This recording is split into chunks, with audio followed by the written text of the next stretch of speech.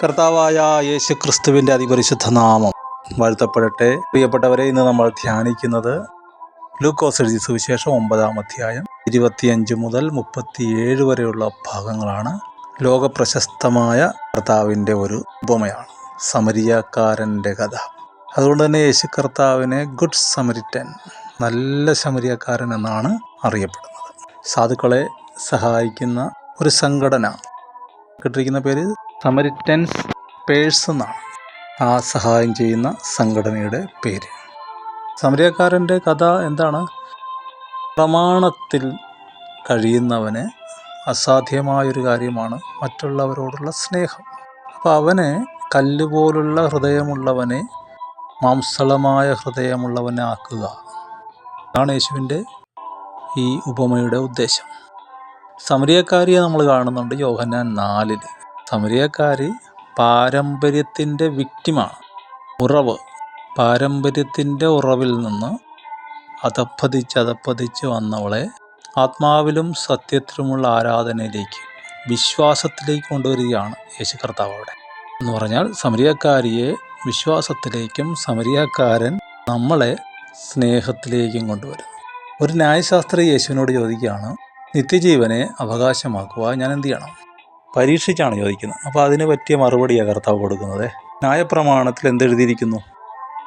നീ എങ്ങനെ വായിക്കുന്നു? അപ്പോൾ അവൻ പറയും, നിൻ്റെ ദൈവമായ കർത്താവിനെ പൂർണ്ണ ഹൃദയത്തോടും പൂർണ്ണാത്മാവോടും പൂർണ്ണ ശക്തിയോടും പൂർണ്ണ മനസ്സോടും കൂടെ സ്നേഹിക്കണം എന്നും കൂട്ടുകാരനെ നിന്നെപ്പോലെ തന്നെ സ്നേഹിക്കണമെന്നും തന്നെ. അപ്പോൾ യേശു പറഞ്ഞു, കറക്റ്റാണ്, ഉത്തരം വളരെ ശരിയാണ്, നീ അങ്ങനെ ചെയ്യ്, എന്നാൽ നീ ജീവിക്കും. ഇതിനേക്കാൾ ശക്തമായൊരു അടി കൊടുക്കാനുണ്ടോ? കാരണം കേട്ടിരിക്കുന്നവർക്കും അറിയാം, ലോകം മുഴുവനും അറിയാം ഇതൊരുത്തിനെ കൊണ്ട് സാധിക്കില്ലെന്ന്. രണ്ടാമത്, മതത്തിൻ്റെ കള്ളത്തരം എന്താണ്? ദൈവത്തെ സ്നേഹിക്കുന്നതില്ലെന്ന് നിങ്ങൾക്ക് എങ്ങനെ അറിയാം? എൻ്റെ ഹൃദയത്തിലാണ്, അത് സീക്രട്ടാണ്. പക്ഷേ മനുഷ്യനെ സ്നേഹിക്കുന്നെന്ന് പുറമേ കാണും. ഹല്ലേലൂയ. അതുകൊണ്ടാണല്ലോ സ്നേഹം എന്ന വിഷയം പഠിപ്പിക്കാത്തത്. കർത്താവിനെ ഞങ്ങൾ സ്നേഹിക്കുന്നുണ്ടെന്നേ, പൂർണ്ണ ഹൃദയത്തോടും പൂർണ്ണ മനസ്സോടും പൂർണ്ണാത്മാവോടും സർവ്വശക്തിയോടും ഞങ്ങൾ സ്നേഹിക്കുന്നുണ്ട്. ഹല്ലേലൂയ. പക്ഷെ മനുഷ്യനെ സ്നേഹിക്കുന്നുണ്ടോ? തെളിയിക്കുക, അത് തെളിയപ്പെടണം. അതുകൊണ്ട് അവൻ തന്നെത്താൻ നീതീകരിക്കാൻ ഇച്ഛിച്ചിട്ട് യേശുവിനോട് എൻ്റെ കൂട്ടുകാരനാറെന്ന് ചോദിച്ചപ്പോഴാണ് യേശു കർത്താവ് സമരിയക്കാരൻ്റെ ഉപമ പറയുന്നത്.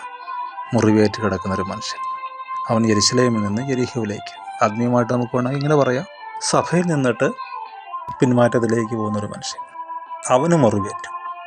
അതുകൊണ്ട് പുരോഹിതൻ അവനെ കണ്ടിട്ട് കാണാത്ത കണക്ക് പോയി. കാരണം നിനക്കിത് വരേണ്ടതാണെന്നും പറഞ്ഞാൽ പോയത്. ഒരു ലേവ്യൻ കണ്ടു, അവനെ മൈൻഡ് ചെയ്തില്ല. സമരിയക്കാരനോ അവൻ്റെ മുറി വെച്ച് കെട്ടി എണ്ണയും വീഞ്ഞും കൊണ്ട് തൻ്റെ വാഹനത്തിൽ കയറ്റി സത്രത്തിൽ കൊണ്ടുപോയി രക്ഷ ചെയ്തു. പിറ്റേന്നാൾ സത്രമുടമസ്ഥന് 2 വെള്ളി കാശ് കൊടുത്തു. ഇനിയും രക്ഷ ചെയ്യണം, വല്ലതും ചെലവിട്ടാൽ അധികമായാൽ ഞാൻ മടങ്ങി വരുമ്പോൾ തന്നോളാം. എന്നിട്ട് യേശു പറഞ്ഞു, ആരാണ് ഇവൻ്റെ കൂട്ടുകാരൻ?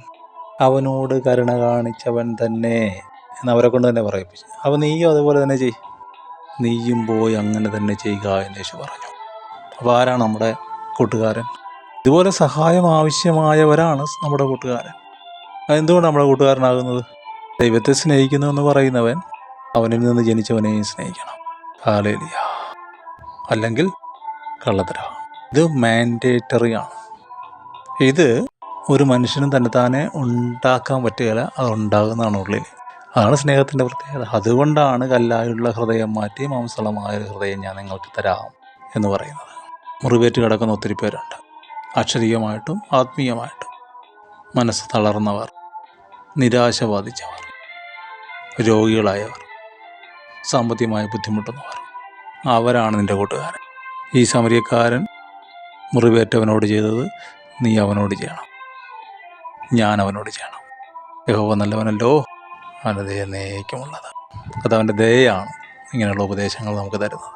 യേശുവിൻ്റെ നാമത്തിൽ ഞാൻ അനുഗ്രഹിക്കുന്ന സ്വർഗം സഹായിക്കട്ടെ. ദൈവത്തെ സ്നേഹിക്കാൻ, ഒപ്പം തന്നെ സഹജീവികളോടും കരുണ കാണിക്കാൻ, സഹവിശ്വാസികളോടും കരുണ കാണിക്കാൻ കർത്താവ് കൃപ നൽകട്ടെ. ആമേൻ.